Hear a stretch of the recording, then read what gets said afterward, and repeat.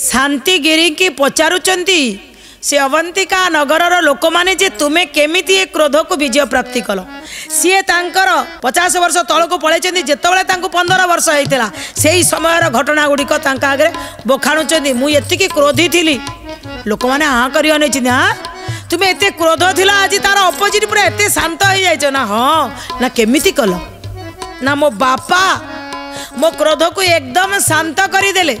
मते एकदम बुझे देले जहा फल मु आज पूरा क्रोधी रु शांत पड़ जाइए बुझेले बापा जो बड़े मते कहले गीतार श्लोक को बुझे देले पढ़ बोली बारंबार कहले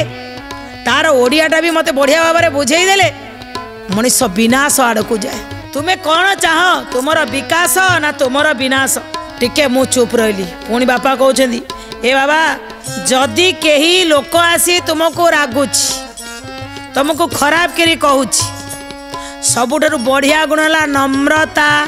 नम्र हवा शिख सहनशीलता ताकू शिख मधुरता ताकू शिख जेतबेले उदारता ताकू भी शिख यही गुड़ाक जितेबाला तुम पाखक भल गुण जोठी फुल हो मंद गुण डिलीट होकर आपे आपे पलैब ना ताकू केमिति करी ना जीए जहा कहले चुप रहिबा शिख सामना लोक किछि कहूची चुप रुह थरे दिथर पांच थर 10 थर चुप रहिला परे ए जो मन विवेक केन्द्रिक हो ये चुप रहिबा द्वारा आउ आगु को जीवनी कि तांको लौटे कहबनी कहूथिबा लोकटा भी चुप हो कहले धीरे धीरे मु ताको अभ्यास रे परिणत करिया को चाहिए दैनिक बापा जेमिति बतेले सकाळु उठिले सबुठु बड़ कथा हला मु मोर बापांक कथा मानिली बापा कहले दैनिक उठी तू गीता बही पढ़िबू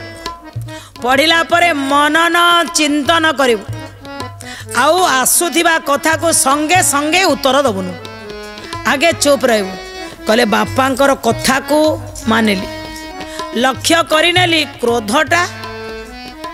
मते पूरा तल को नहीं जाउछि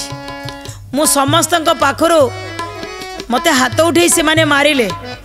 सतरे मु कहीं जाइन खाया को मागिली से मोर उचित नथिला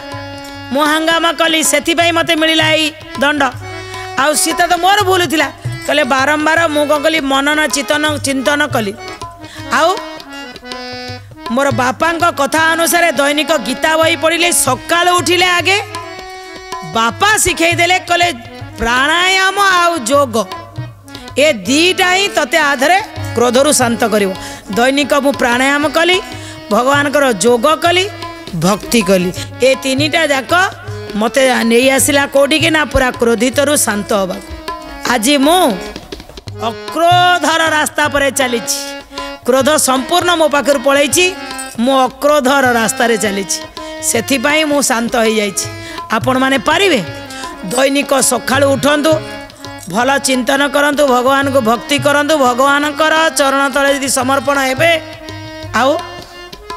सामना लोक जहाँ कहूची भल कहू मंद कहू टिके चुप रही सांगे सांगे उत्तर देवेनी जेतेबेले चुप रहिबा शिखिबे